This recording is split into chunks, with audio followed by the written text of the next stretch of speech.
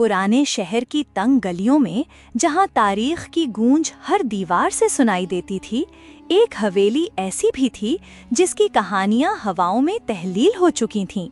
یہ حویلی، جسے لوگ پرانی حویلی کہتے تھے، برسوں سے بند پڑی تھی اور اس کے گرد پراسرار واقعات کا ایک حالہ سا بنا ہوا تھا۔ سورج غروب ہوتا تو حویلی کے اونچے دروازے پر ایک عجیب سی خاموشی چھا جاتی، اور دن ڈھلنے کے ساتھ ہی اس کے اندر سے سسکیوں کی آوازیں سنائی دینے لگتیں۔ محلے کے بچے اس کے قریب سے گزرنے سے بھی کتراتے تھے، اور بڑے بوڑھے رات کے وقت حویلی کا نام لینا بھی مناسب نہیں سمجھتے تھے۔ کہا جاتا تھا کہ اس حویلی میں ایک بوڑھی عورت رہتی تھی جس کا نام بیگم سعیدہ تھا، اور وہ ہمیشہ اپنے بستر پر لیٹی رہتی تھی۔ اس کی ایک ہی پوتی تھی سائرہ، جو اس کے ساتھ رہتی تھی اور اپنی دادی کی خدمت کیا کرتی تھی۔ سائرہ ایک خوبصورت اور نڈر لڑکی تھی جس کی آنکھوں میں ذہانت چمکتی تھی، لیکن اس کے چہرے پر ہمیشہ ایک پرانی اداسی چھائی رہتی تھی۔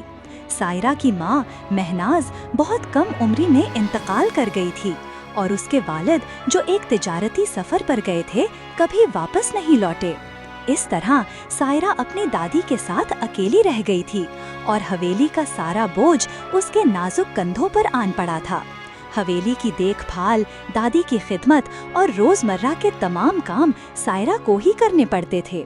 دادی سعیدہ کا کمرہ ہمیشہ اندھیرا رہتا تھا، اور وہ کسی کو اپنے قریب نہیں آنے دیتی تھیں۔ وہ اکثر سرگوشیوں میں باتیں کرتی تھیں اور سائرہ کو بتاتی تھیں کہ حویلی میں ایک خفیہ راستہ ہے جو ایک قدیم کنویں تک جاتا ہے، لیکن وہ راستہ کسی کو نہیں معلوم۔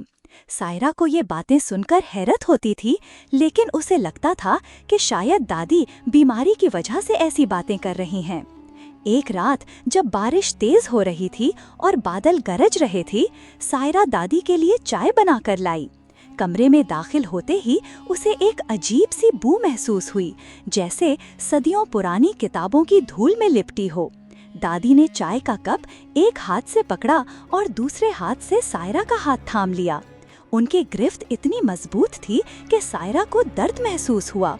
دادی نے اپنی آنکھیں کھولیں اور سائرہ کی طرف دیکھا۔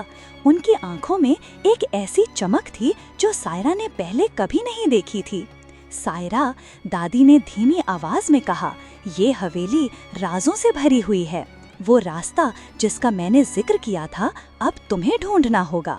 سائرہ نے خوف اور تجسس کے ملے جلے جذبات کے ساتھ دادی کی طرف دیکھا۔ اس نے سوچا کہ دادی واقعی اپنی ہوش کھو چکی ہیں، لیکن دادی کی آنکھوں میں کچھ ایسا تھا جو سائرہ کو یقین دلانے پر مجبور کر رہا تھا کہ وہ جو کچھ کہہ رہی ہیں وہ حقیقت ہے۔ دادی نے اپنی بات جاری رکھتے ہوئے کہا، وہ راستہ بیٹا تمہیں ایک ایسے خزانے تک لے جائے گا جو اس خاندان کی نسلوں سے محفوظ ہے، لیکن اس خزانے کو حاصل کرنے کے لیے تمہیں ایک مشکل سفر طے کرنا ہوگا۔ سائرہ کو یہ سب ایک خواب لگ رہا تھا، لیکن دادی کی آنکھوں میں چھپی سنجیدگی نے اسے خوف زدہ کر دیا۔ اس رات سائرہ سو نہیں سکی۔ اس کے ذہن میں دادی کی باتیں گونج رہی تھیں، خفیہ راستہ، قدیم کنواں، خزانہ۔ وہ یہ سب کیسے تلاش کرے گی؟ اسے یہ بھی سمجھ نہیں آ رہا تھا کہ یہ سب دادی کو کیسے معلوم ہے، جبکہ وہ بستر سے اٹھ بھی نہیں سکتی تھیں۔ اگلی صبح دادی کی طبیعت کچھ بہتر نظر آ رہی تھی، لیکن انہوں نے اس رات کی باتوں کا کوئی ذکر نہیں کیا۔ سائرہ نے بھی کچھ پوچھنا مناسب نہیں سمجھا، لیکن اس کے اندر ایک تجسس جاگ چکا تھا جس نے اسے بے چین کر رکھا تھا۔ چند دن بعد جب دادی سو رہی تھیں، سائرہ نے حویلی کے پرانے حصوں میں تحقیق شروع کر دی۔ اس نے ہر کونا، ہر دراز اور ہر کتاب کو چھان مارا، لیکن اسے کچھ نہیں ملا۔ حویلی اتنی بڑی تھی کہ اسے لگا جیسے یہ ایک بھول بھلیا ہے۔ ہر کمرے میں پرانے فرنیچر، دھول سے اٹی چیزیں اور صدیوں کی خاموشی چھائی ہوئی تھی۔ سائرہ نے ایک پرانے کمرے میں داخلہ کیا جہاں صرف ایک بڑا سا صندوق رکھا ہوا تھا۔ صندوق کے اوپر ایک موٹی کتاب پڑی تھی جس پر کوئی نام یا عنوان نہیں لکھا ہوا تھا۔ سائرہ نے کتاب اٹھائی اور اسے کھولا۔ کتاب کے پہلے صفحے پر ایک عجیب و غریب نقشہ بنا ہوا تھا جو حویلی کے مختلف حصوں کو دکھا رہا تھا۔ नक्शे के एक कोने में एक छोटा सा दायरा था जिस पर कुआं लिखा हुआ था। सायरा की आंखें चमक उठीं। उसे लगा जैसे ये दादी के बताए हुए रास्ते का इशारा है। नक्शे में कुछ ऐसे निशानात भी थे जो सायरा को समझ नहीं आ रहे थे, लेकिन उसे यकीन था कि ये रास्ता इस खजाने तक पहुंचने का वाहिद जरिया है। सायरा ने किताब को अपने पास रखा और सोचने लगी कि अब उसे क्या करना चाहिए। उसे याद आया कि दादी ने कहा था कि खजाने को हासिल करने के लिए मुश्किल सफर तय करना होगा। क्या ये सफर सिर्फ इस नक्शे की पैरवी करना है? सायरा ने फैसला किया कि वो हवेली के हर हिस्से को दोबारा देखेगी, इस बार नक्शे की मदद से। उसने अपने साथ एक टॉर्च और एक रस्सी ले ली। ये सब कुछ उसने चोरी छुपे किया था ताकि दादी को पता न चले। सायरा नहीं चाहती थी कि दादी परेशान हो, खास तौर पर इस हालत में। सायरा ने नक्शे का बगौर मुताला किया और एक ऐसे दरवाजे की तरफ बढ़ने लगी जो उसने पहले कभी नहीं देखा था। ये दरवाजा एक पुराने कॉरिडोर के आखिर में था और इस पर बहुत सी मिट्टी और कूड़ा करकट जमा हुआ था। सायरा ने जोर लगाकर दरवाजा खोला और अंदर कदम रखते ही उसे एक ठंडी मरतूब हवा का झोंका महसूस हुआ। ये एक तंग रास्ता था जो ज़ेर जमीन जाता हुआ महसूस हो रहा था। दीवारें पत्थर की बनी हुई थीं और उन पर काई जमी हुई थी। सायरा ने टॉर्च जलाई और आहिस्ता आहिस्ता आगे बढ़ने लगी। रास्ते में जगह जगह मिट्टी के ढेर और टूटी फूटी चीजें पड़ी थीं जो जाहिर कर रही थीं कि यहाँ बरसों से कोई नहीं आया था। उसे खौफ महसूस हो रहा था, लेकिन तजस्सुस उसे आगे बढ़ने पर मजबूर कर रहा था। काफी देर चलने के बाद सायरा एक बड़े हॉल में पहुंची। हॉल के दरमियान में एक पुराना कुआं था जिसकी दीवारों पर बेलें चढ़ी हुई थीं। ये वही कुआं था जिसका जिक्र दादी ने किया था। कुएं के करीब एक और पुराना संदूक पड़ा था जो जंजीरों से बंधा हुआ था। सायरा का दिल जोर जोर से धड़कने लगा। क्या ये वही खजाना है? उसने संदूक को खोलने की कोशिश की, लेकिन वो बहुत भारी था। उसने टॉर्च की रोशनी में संदूक का बगौर जायजा लिया और इस पर कुछ अजीब और गरीब निशानात देखे।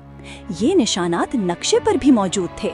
सायरा ने दोबारा नक्शे की तरफ देखा और एक चीज नोट की। नक्शे पर कुछ छोटे छोटे दायरे थे जो संदूक के निशानात से मिलते जुलते थे। उसे एहसास हुआ कि ये कोई कोड है या पहेली है जिसे हल करना है। सायरा ने घंटों संदूक के निशानात और नक्शे के दायरों का आपस में मवाजना किया। आखिरकार उसे एक तरतीब समझ में आई। ये एक पेचीदा पहेली थी जिसे हल करने के लिए मंतिक और सब्र दोनों की जरूरत थी। उसने एक एक करके निशानात को छुआ जिस तरह नक्शे में दिखाया गया था। जब उसने आखिरी निशान को छुआ तो संदूक से एक हल्की सी आवाज आई और उसकी जंजीरें खुल गईं। सायरा ने आहिस्ता से संदूक का ढक्कन उठाया।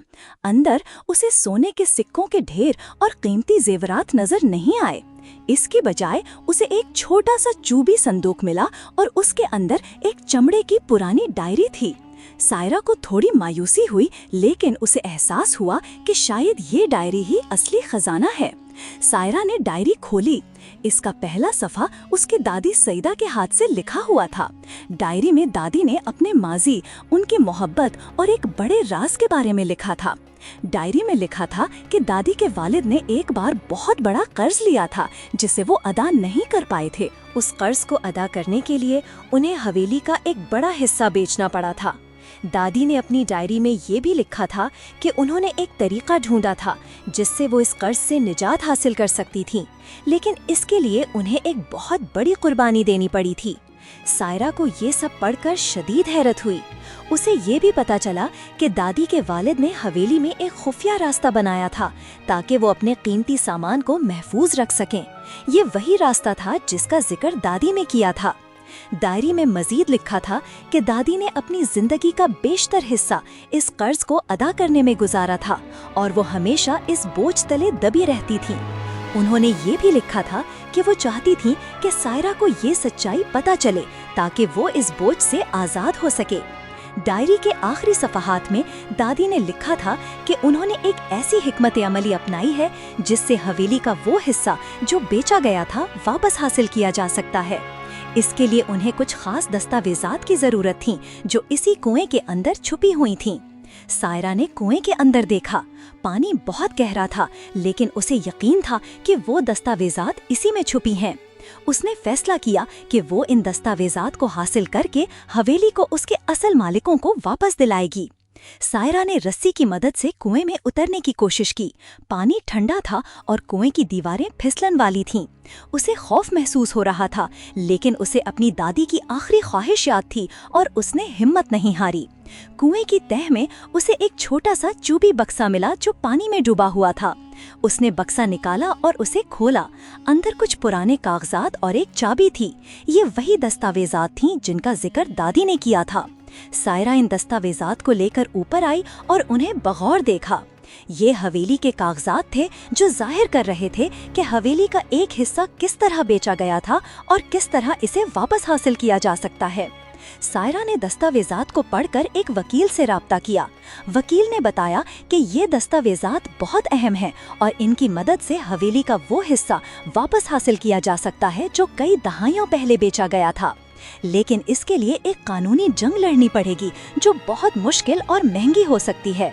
सायरा के पास इतने पैसे नहीं थे, लेकिन वो हिम्मत नहीं हारी। उसे अपनी दादी की आखिरी ख्वाहिश पूरी करनी थी और उसके खानदान की इज्जत बहाल करनी थी। सायरा ने अपने कुछ करीबी रिश्तेदारों से बात की जो बरसों से इस हवेली से दूर रह रहे थे। उन्होंने पहले तो सायरा की बात का यकीन नहीं किया, लेकिन जब सायरा ने उन्हें दस्तावेजात दिखाए तो वो हैरान रह गए।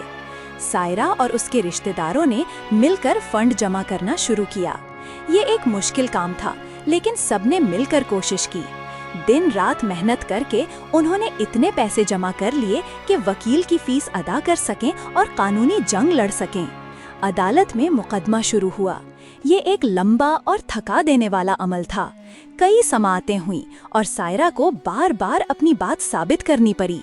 उसने दादी की डायरी, कुएं से मिली दस्तावेजात और हवेली के नक्शे को बतौर सबूत पेश किया। अदालत में कई बहसें हुईं और वकीलों ने दोनों तरफ से दलाइल दिए। सायरा ने हर सूरत-ए-हाल का सामना हिम्मत और जहानत से किया। एक दिन अदालत ने अपना फैसला सुनाया। सायरा और उसके खानदान ने मुकदमा जीत लिया था। हवेली का वो हिस्सा जो बेचा गया था अब उनका था। ये खबर सुनकर सायरा की आंखों में खुशी के आंसू आ गए। उसने अपनी दादी को याद किया जो इस दिन को देखने के लिए जिंदा नहीं थीं। सायरा ने महसूस किया कि दादी की आखिरी ख्वाहिश पूरी हो गई थी। हवेली का वो हिस्सा जो बरसों से बंद पड़ा था अब दोबारा खुल सकता था और उसके खानदान के लोग इसमें वापस आ सकते थे। सायरा ने हवेली को दोबारा बनाने का फैसला किया। उसने अपने रिश्तेदारों की मदद से हवेली की मरम्मत शुरू की। पुराने कमरे साफ किए गए, टूटी हुई दीवारें ठीक की गईं और हवेली को एक नई शक्ल दी गई। हवेली की मरम्मत के दौरान सायरा ने फैसला किया कि वो हवेली के खुफिया रास्ते और कुएं को भी दोबारा आबाद करेगी। उसने कुएं के इर्द गिर्द एक छोटा सा बाग बनाया और उसके पानी को साफ किया। अब हवेली सिर्फ एक पुरानी इमारत नहीं थी, बल्कि ये एक कहानी का हिस्सा बन गई थी। ये कहानी एक ऐसी लड़की की थी जिसने अपनी दादी की ख्वाहिश पूरी की और अपने खानदान की इज्जत बहाल की। सायरा ने हवेली में एक छोटा सा म्यूजियम भी कायम किया, जहां उसने दादी की डायरी, कुएं से मिली दस्तावेजात और हवेली से मुताल्लिक कुछ पुरानी अशिया रखी थीं। लोग दूर दूर से इस हवेली को देखने आते थे और सायरा की कहानी सुनते थे। सायरा ने अपनी जिंदगी का मकसद हवेली की हिफाजत और उसके राजों को लोगों तक पहुंचाना बना लिया था। वो हमेशा याद रखती थी कि उसकी दादी ने उसे कितना बड़ा तोहफा दिया था। हवेली में अब रौनक वापस आ चुकी थी। बच्चों की हंसी की आवाजें गूंजती थीं और खवातीन पुराने गीत गाती थीं। सायरा ने एक लाइब्रेरी भी खोली जहां बच्चे और बड़े आकर किताबें पढ़ते थे।